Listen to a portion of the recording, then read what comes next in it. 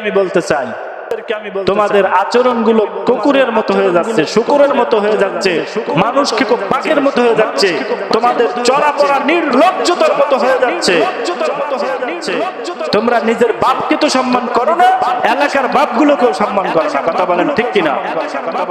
এখন বলবেন হুজুর আপনি এলাকার বাপ বলেন কেন? ভুল তো ধরার কোনো শেষ নাই।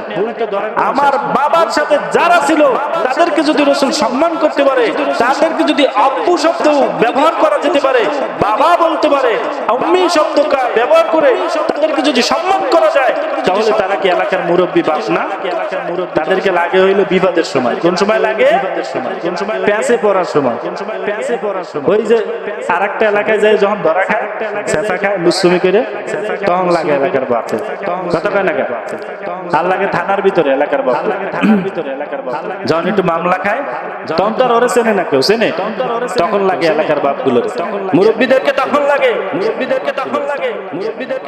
কিন্তু দোকান ঘাটে যে বেয়াদবি গুলো করে তখন লাগে না। সমাজের মধ্যে গায়ে হাত তোলা হয়, মারপিট করা হয়, অসম্মান সুযোগ বাক্য ব্যবহার করা হয় বাপদেরকে, মাদেরকে। আমার সামনে যদি পড়ে আমি তাকে ছিঁড়ে দেবো।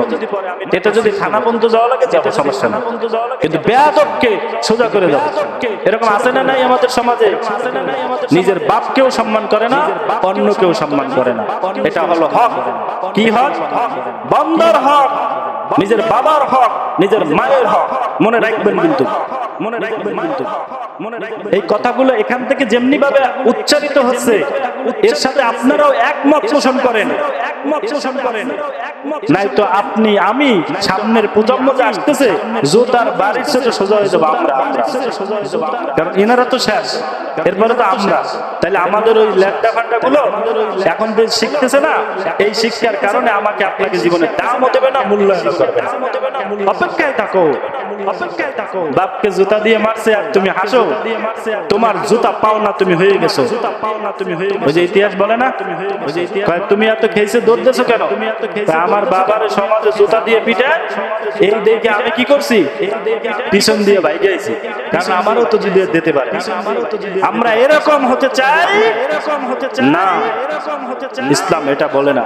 ইসলাম এটা হক, হক। ইসলাম এটা হক, মায়ের প্রতি হক, মায়ের বাবার প্রতি হক। আমার মায়ের সাথে যারা যারা চলেছে তাদেরকে আমি মা দৃষ্টিতে হক, আমার বাবার সাথে যারা যারা চলেছিল তাদেরকে আমি বাবা দৃষ্টিতে হক। মনে থাকবে তো ইনশাআল্লাহ? মনে থাকবে তো? একটু চাকরি করে, একটু বাবু করে, চাকরি করে, একটু বাবু। যাদেরকে পড়াইছি, যাদেরকে পড়াইছি, একটা শব্দ হইলেও পড়াইছি, একটা শব্দ হইলেও, দুইটা বুদ্ধি দিয়েছি, পরামর্শ দিয়েছি, একটা অঙ্ক সমাধান করিয়েছি, দুইটা ইংরেজি শিখিয়ে দিছি, আরবি এবার ধরাই দিছি। এরা সামনে বললে চাকরি পেয়েছে। একটা কি চাকরি পেয়েছে?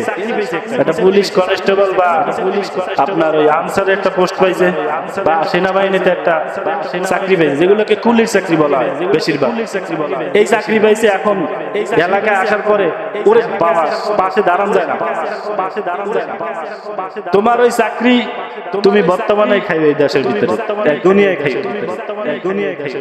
তোমার ওই চাকরি তোমার কাছে, কিন্তু তুমি এই যে অপমান করতেছো, বেয়াদবি করতেছো উস্তাদদের সাথে, তোমার ওই চাকরি চাকরি হবে না। ওই চাকরি তোমার জন্য কাটা হয়ে দাঁড়াবে, তোমার জন্য কাটা হয়ে দাঁড়াবে। আছে না নাই? সমাজের মধ্যেই আছে, সমাজের মধ্যেই আছে। কি ছিল কি হলো মনে নাই। সময়ের এক পর, অসময়ের 10 পর। আমার কথাগুলো বুঝার পরে যারা মানবে না তারা ক্ষতিগ্রস্ত হবে।